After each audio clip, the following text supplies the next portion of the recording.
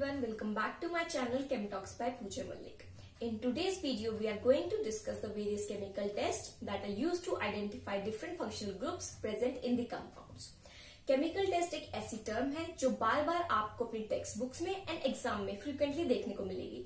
Like इसमें Lucas test हुआ तो ये प्रोडक्ट मिला, अगर हम इसका टॉलेंस टेस्ट करेंगे तो क्या प्रोडक्ट मिलेगा, अगर हम इसका ब्रोमीन वाटर के साथ रिएक्शन कराते हैं तो क्या प्रोडक्ट मिलता है, एंड अगर हम इसका आइडोफॉर्म टेस्ट करते हैं तो क्या प्रोडक्ट का फॉर्मेशन होता है। ऐसे क्वेश्चंस, ये टर्म्स आपको फ्रीक्वेंटली देखने को मिलते हैं एंड बच्चे इसमें काफी बार कंफ्यूज हो जाते हैं।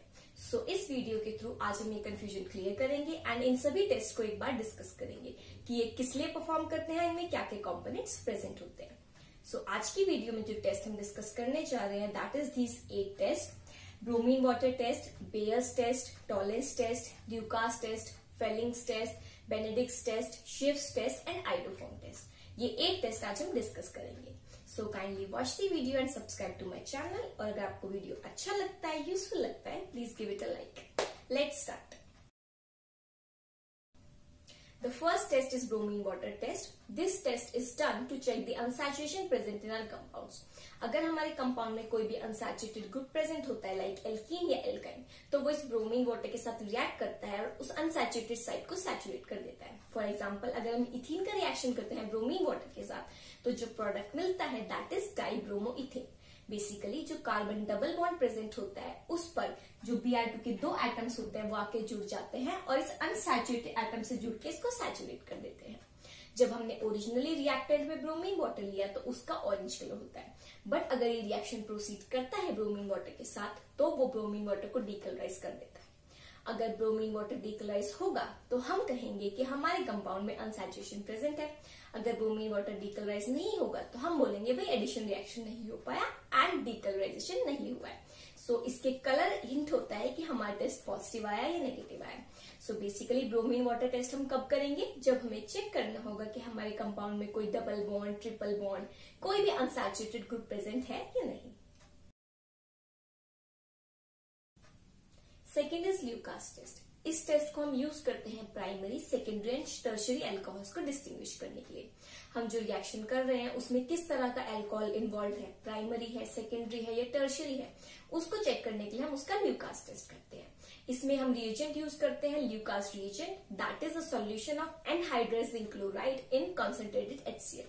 सो बेसिकली अल्कोहल का जब रिएक्शन कराते हैं HCl के साथ in the presence of anhydrous zinc to solution तो हमें मिलता है एल्काइल हैलाइड एंड वाटर, जैसे कि आप इस रिएक्शन में देख सकते हैं। ठीक है, अब ये जो रिएक्शन हुआ इसमें 1 degree, 2 degree and 3 degree alcohols, कौन सा रेट फास्ट होगा किस अल्कोहल के साथ रिएक्शन का, वो हम कैसे बताएंगे? देखो, वो डिपेंड करता है कि जो रिएक्शन हुआ वो SN1 मैकेनिज्म से हुआ।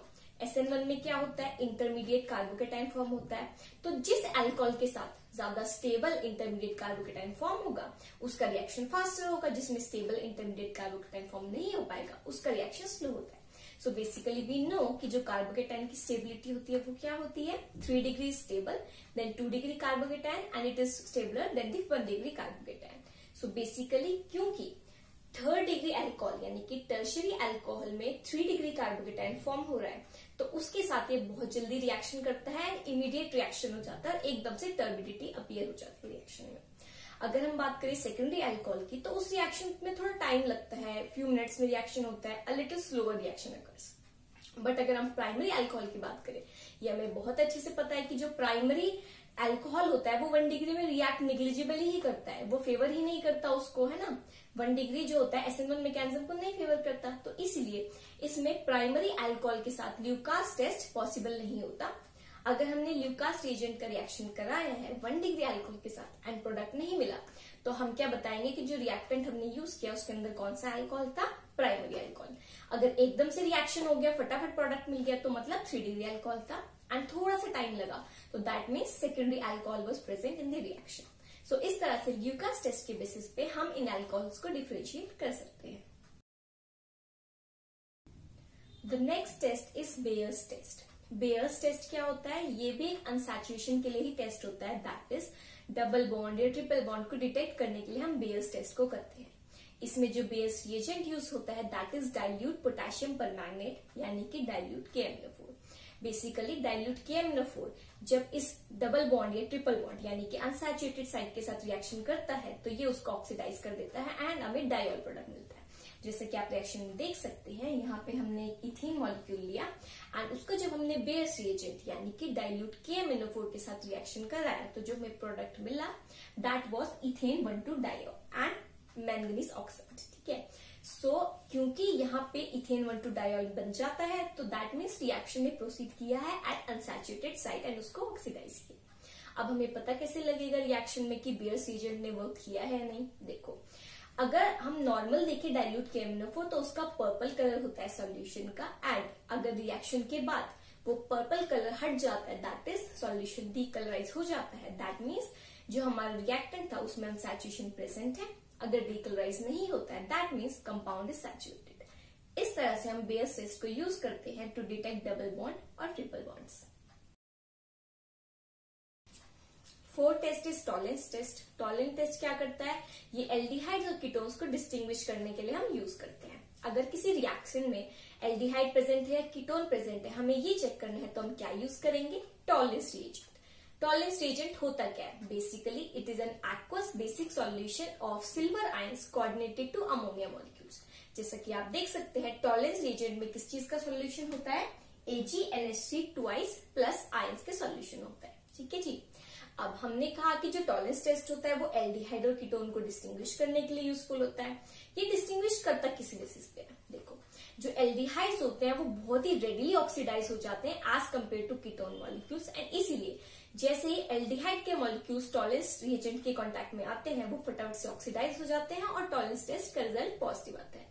अगर फटाफट रेडिली ऑक्सीडाइज नहीं हो रहा है दैट मीन्स कि एक पॉसिबिलिटी है कि हमारे रिएक्शन में कीटोन मॉलिक्यूल्स प्रेजेंट है ना कि एल्डिहाइड फंक्शनल ग्रुप। ठीक है, सो इस टेस्ट को हम यूज करते हैं। अब रिएजेंट क्या है, इसमें सिल्वर के अमोनिया मॉलिक्यूल्स कोऑर्डिनेटेड आयंस। ठीक है, अब ये एक्ट कैसे करते हैं, देखो रिएक्शन में होता क्या है, जब एल्डिहाइड रिएक्ट करता है इस सिल्वर आयंस के साथ तो क्या होता है, एल्डिहाइड तो ऑक्सीडाइज हो जाता है कार्बोक्सिलिक एसिड में और जो ये Ag+ आयन है रिड्यूस हो जाते हैं Ag मेटल। इसमें क्या होता है, जो ये Ag मेटल है ये जो हमारी हम जिस टेस्ट ट्यूब में रिएक्शन कर रहे होते हैं उसकी वॉल से भी डिपॉजिट हो जाता है एंड यही रीजन है कि हम टॉलेंस टेस्ट को सिल्वर मिरर टेस्ट भी बोलते हैं। क्यों, क्योंकि जब हम ये रिएक्शन करते हैं तो जिस बीकर या जिस टेस्ट ट्यूब में हम ये रिएक्शन कर रहे होते हैं, रिएक्शन के बाद उसकी वॉल्स पे एक सिल्वर मिरर जनरेट होता है जो Ag मेटल के डिपोजिशन की वजह से ही होती है।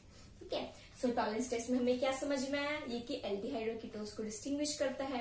रिएजेंट क्या यूज होता है, AgNH3+ का सोल्यूशन करता क्या है, एल्डिहाइड को कार्बोक्सिलिक एसिड में रेडिली ऑक्सीडाइज करता है।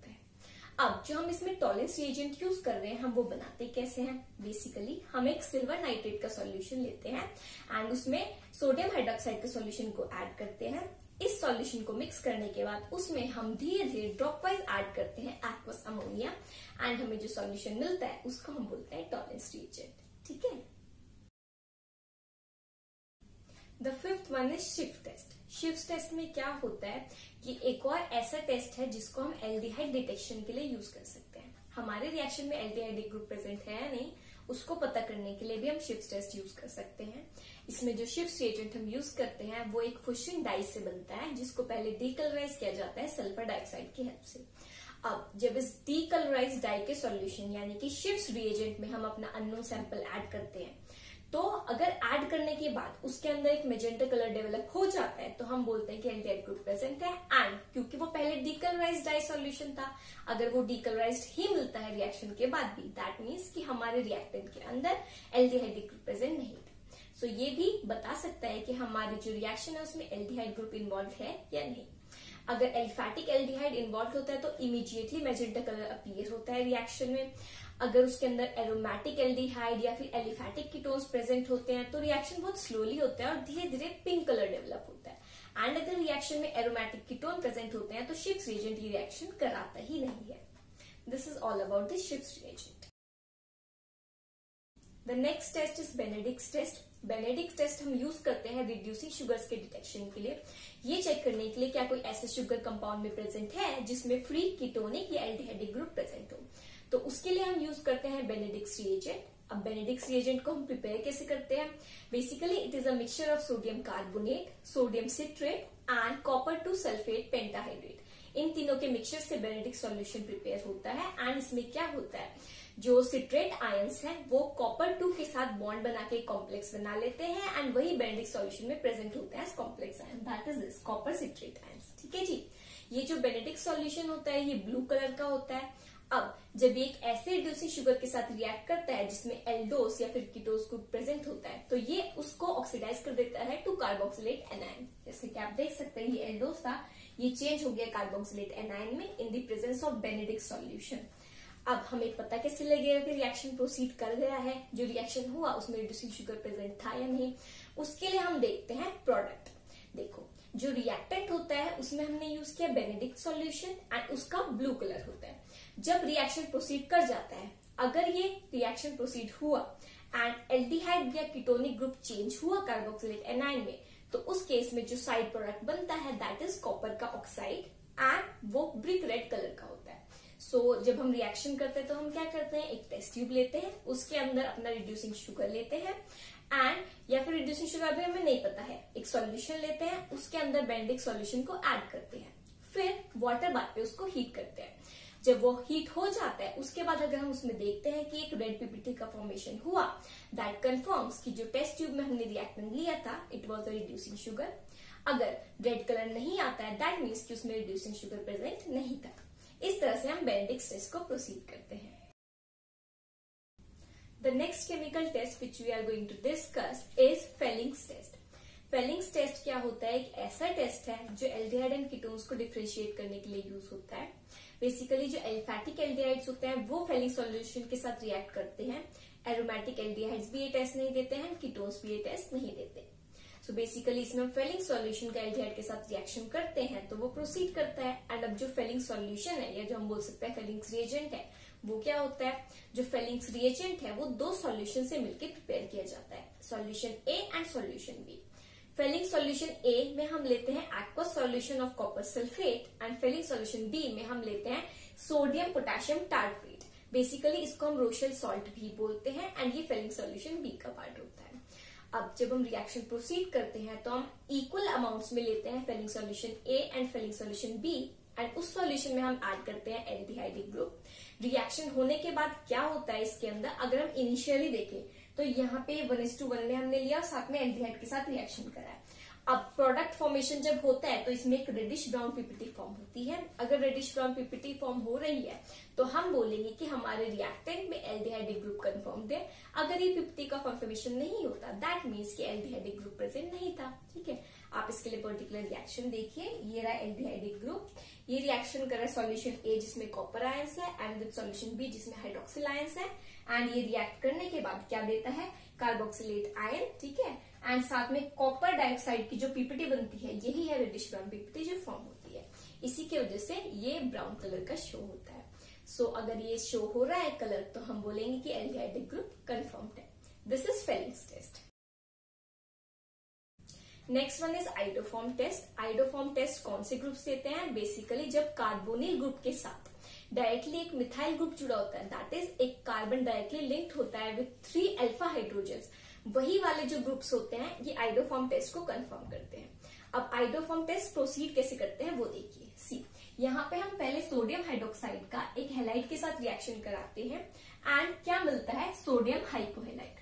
सो ये जो सोडियम हाइपोहैलाइड फॉर्म होता है यही अटैक करता है इस वाले ग्रुप के ऊपर एंड जो ये मिथाइल ग्रुप है ये रिड्यूस हो जाता है हेलो फॉर्म में। ठीक है, और ये अब चेंज हो जाता है इसके सोडियम कार्बोक्सिलेट एनायन में। ठीक है जी, सो ये वाला ग्रुप सोडियम कार्बोक्सिलेट एनायन में चेंज हो गया।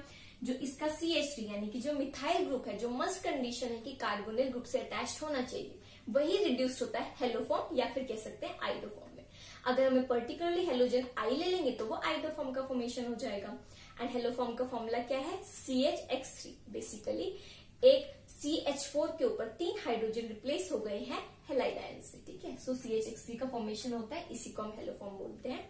अगर इसी में हमने क्या किया, RCOCH3 का जब NaOI दैट इज सोडियम हाइपोआयोडाइड के साथ रिएक्शन कराया तो इसका कार्बोक्सिलेट एनायन मिलेगा एंड साथ में आइडोफॉर्म यानी कि CHI3 का फॉर्मेशन होगा।